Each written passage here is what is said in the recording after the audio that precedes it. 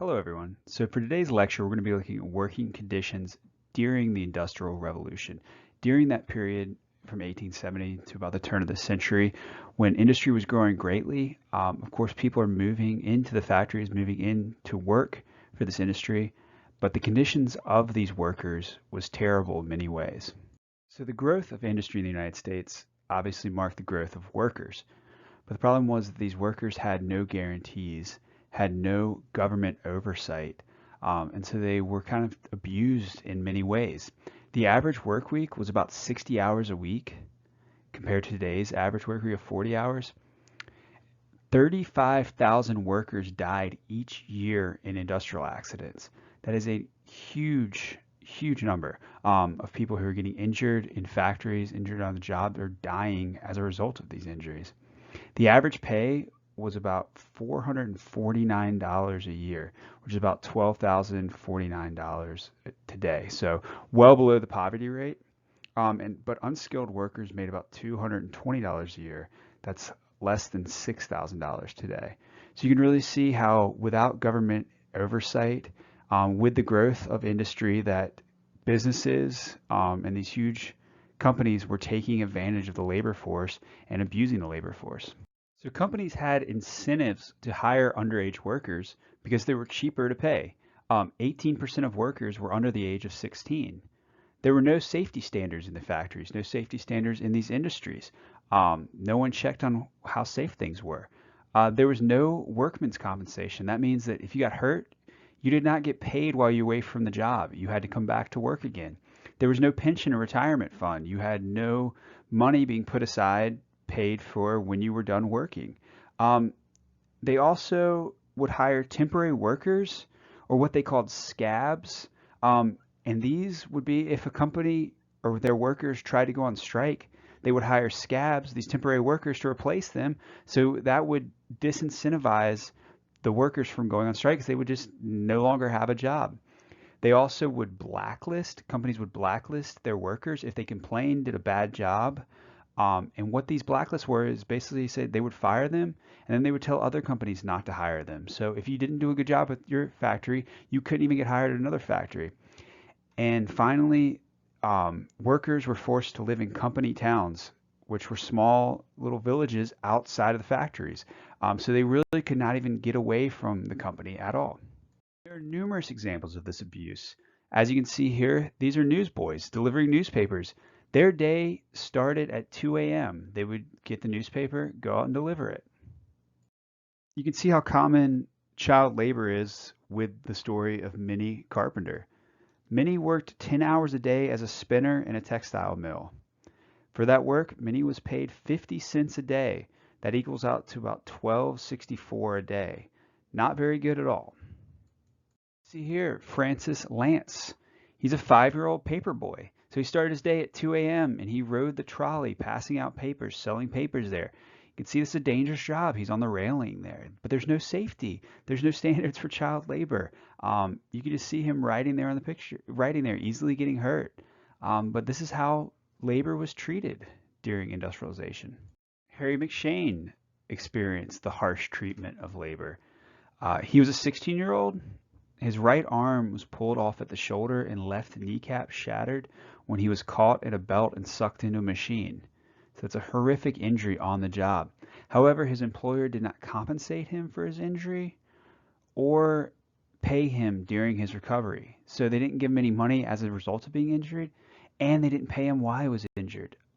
So he's left handicapped, destroyed for life, and doesn't receive any compensation for that.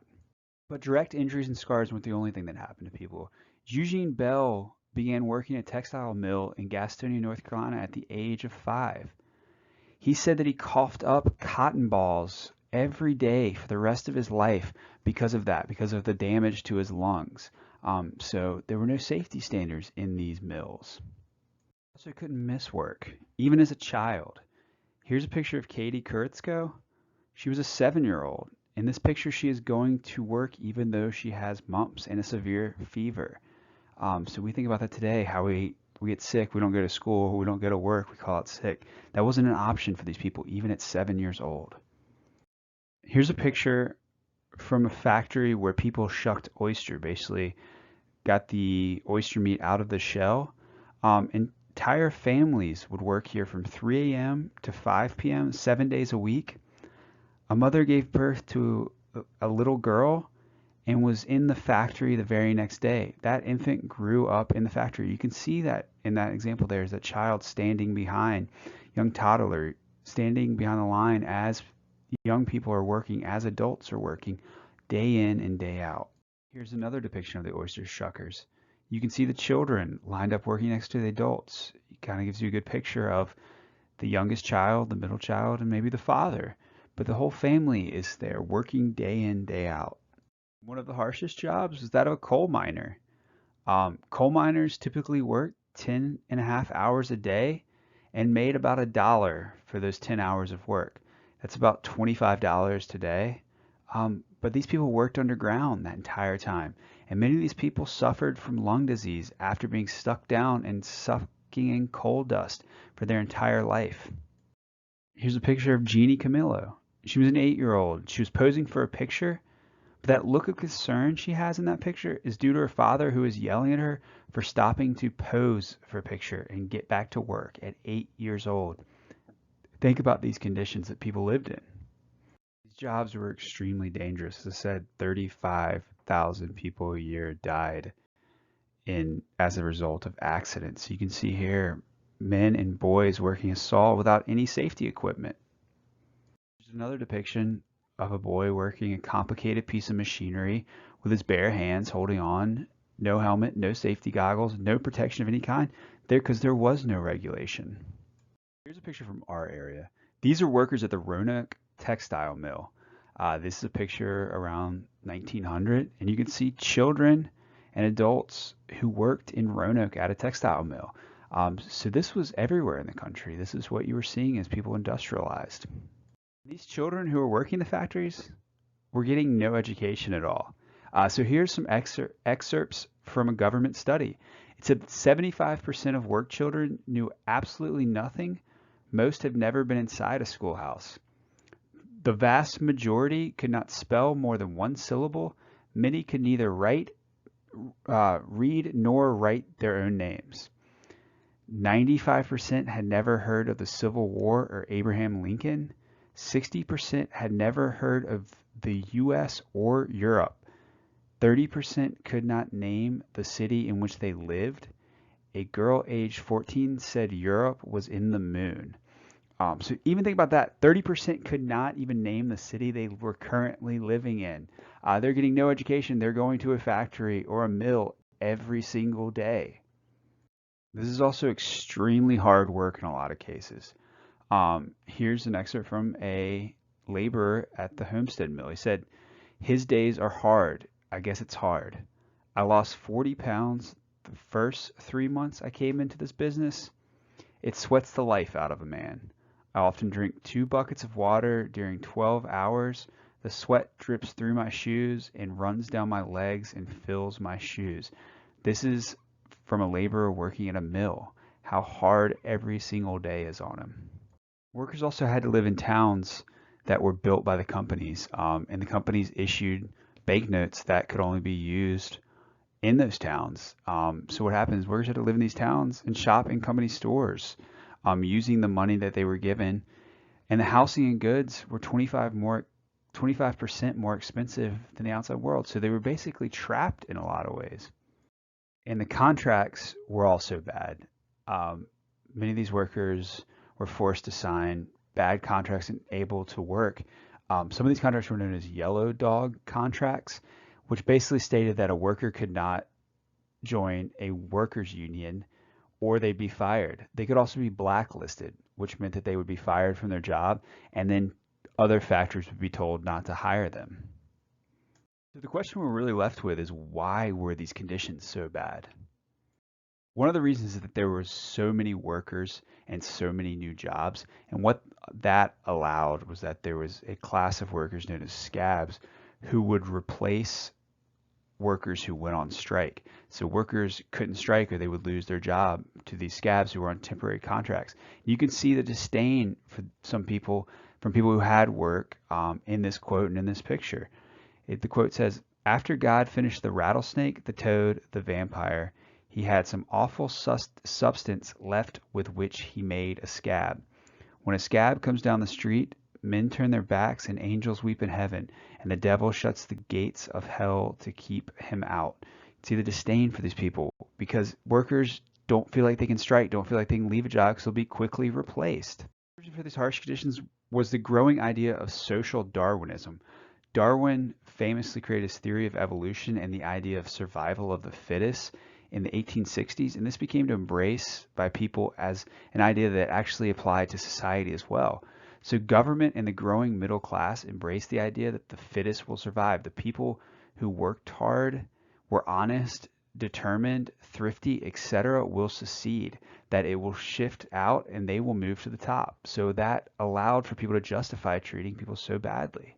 A really important idea for capitalism is the idea of the invisible hand. Adam Smith wrote about this in his book, The Wealth of Nations. Smith is maybe one of the most famous philosophers of economic policy in the world. He was a Scottish philosopher in 1600, but he wrote about the idea of the invisible hand. This is the idea that supply and demand were natural phenomenon and should not be tampered with. Basically, it means that when left alone, markets will regulate themselves. As people need something, they will demand it, and the market will supply it. So the idea with this is that businesses should be left alone. And the government really believed that they should leave businesses alone. You could see that in the Supreme Court. Cases that they saw, they made judgments again and again in favor of business. So they opposed any regulation of work hours. They supported child labor. They opposed safety standards, and they supported yellow dog contracts. Congress was actively promoting the idea of laissez-faire or hands-off economics. That is, let business do what they do. Let them grow without any interference. They refused to regulate the excesses of industrialization, to step in when you see some of these problems with workers. Here you see a cartoon satirizing this aspect. You can see the Steel Beam Trust, the Copper Trust, the Standard Oil Trust, the fat cats of business, the monopolies, standing over the Senate, basically controlling the decisions in the Senate, keeping them government out of business. Presidents during this period were willing to use troops to put down strikes. That happened when the president sent in troops to the Great Railroad Strike of 1877, and then again in the Pullman Strike of 1894. And you can really see all of this depicted in this cartoon here. On the left, those are laborers, those are workers. They're in chains. They represent slaves being auctioned off to the wealthy, the industrious. The captains of industry are buying workers at cheap, and no one is stepping in, or regulating it. But workers would try to have ways of fighting back.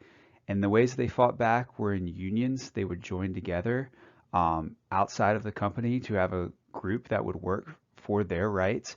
And those unions would call for strikes, leaving the workforce. One of the first nationally prominent labor unions were the Knights of Labor. They were created in 1869, and they were a national union that combined both skilled and unskilled workers, basically workers combining together to strike and protest for their rights. They were led by the man pictured there, Terence Powderly, but they did not last very long because as they used unskilled workers are very easily replaced by other workers or scabs. One of the more successful labor unions was the American Federation of Labor. And this was a union of skilled workers that was created in 1886. Samuel Gompers was their leader, and this labor union actually still exists today as the AFL-CIO. So they were very successful, lasting for over 100 years. The American Railway Union was formed during the Pullman strike in 1894. Remember, the Pullman strike was a nationwide railroad strike that lasted for several months. And this union was formed by Eugene Debs, so railway workers combined to strike. Also had women forming unions to protest workers' rights, to try to guarantee workers' rights. The International Ladies Garment Workers Union was the first national union for women. You can see a picture there of protesters from that union. But overall, unions were largely unsuccessful during this period. They did form, they would have a lasting influence into the 20th century, but during this period of industrialization, they were not very successful. And you can see that depicted here in the picture here. You can see the workman sitting there on his belt, and he is sitting on the stack of wood, which represents the monopolies. So you can see the monopolies breathing fire on him. He's looking up to the sky, looking up to heaven. He's chained to them, but he can't escape that. But sometimes the tension would brew over into violence. That happened in the Haymarket riots in 1886 in Chicago. Workers from the McCormick Harvesting Machine Company were striking for an 8-hour workday. They wanted their hours reduced. They were angry about a police shooting from the previous day, and someone threw a bomb into the crowd that killed 7 police officers. 7 German anarchists were sentenced to death as a result of this attack. So you can see the tension brewing over into outright violence against the government, against people. As a result of the Haymarket riots, the public turned against labor in a lot of ways. The Chicago Times said that the defendants are arch consolers of riot, pillage, incendiarism, and murder, basically saying they're trying to destroy the town. They're bloody brutes, red ruffians, bloody monsters, cowards, cutthroats, assassins, and fiends. So what happens is the public turns against the Knights of Labor as a result of this riot. The Homestead strike of 1892 was one of the largest and historically significant. What happened is Andrew Carnegie wanted to crush the steel union in his Pittsburgh mills. So to do that, he increased the work week by 20 hours and cut wages by 20%. When workers went on strike, he locked workers out of the plant and brought in scabs to replace them. A battle between 300 Pinkertons, which were basically mercenaries brought in, and the strikers happened, and the president called in a militia. 8,000 militia were brought in, and what the result of this was to quell that uprising, and every striker was blacklisted and fired and replaced. So this showed that the government was willing to side with these titans of industry, with these robber barons over the workers. Another important and historical strike was the Pullman strike of 1894. What had happened is the Pullman Rail Company lowered their salaries and was charging high rent and utilities in the company towns. So 125,000 rail workers went on strike. After this, the president sent in 12,000 troops to restore order. Eugene Debs, who started the American Railway Union, was arrested, and Debs would later go on to form the Socialist Party in the United States. You can see these are huge, massive amounts of strikes, huge numbers of people who are trying to protest their work conditions. This cartoon here kind of depicts that imbalance between the strength of the monopolies, the trust, the industries in the United States against the workers and their ability to strike. So you see here on the left, you see the monopoly. You see the robber barons behind them. You see the capitalists and basically striking down labor and poverty and their ability to strike. They had so much more power than the workers during this period. As a result of this imbalance, things did not change in a lot of ways. Workers continued to be treated badly. There was no regulation on safety, on health. And you can see the results of this in the Triangle Shirtwaist Company fire in 1911. This was a fire that started on the 8th floor of the Triangle Shirtwaist building in New York City. The fire quickly consumed 3 floors in about 30 minutes, and workers were trapped in here. And what you're seeing here on the right is policemen looking up at the building on fire, and you see the bodies of women who have jumped out of the building to escape the fire and committed suicide. What happened when the fire began to consume the building? There were no safety regulations, and emergency exits had been locked and chained. There was no sprinkler system, and the fire hoses did not work. So the fire quickly overtook the building, killing many people. This is really a tragedy. What happens is, even when the fire trucks show up, their ladders are too short to reach the 9th floor. The fire escape was blocked. It wasn't in proper working order. As a result of this fire, 146 people died. 123 of them were women working in the textile factory. 50 of those women jumped to their death, as we saw in that picture before. 24 of those were crushed as a fire collapsed on them. The safety procedures that we see today were not in place. The workers were treated in a lot of ways as just part of the machine. They didn't worry about their health or safety, and that really led to tragedy in this fire. But with stories like this, with horrible things happening to workers, um, public opinion and government response begin to shift a little bit. You can see the horrible picture from the front page of the New York Herald. And so what this does, eventually the public and government realize that there have to be some regulations. There has to be some guarantees for workers. So the government shortens the workday from 10 hours to 8 hours. And they also begin regulating some health and safety.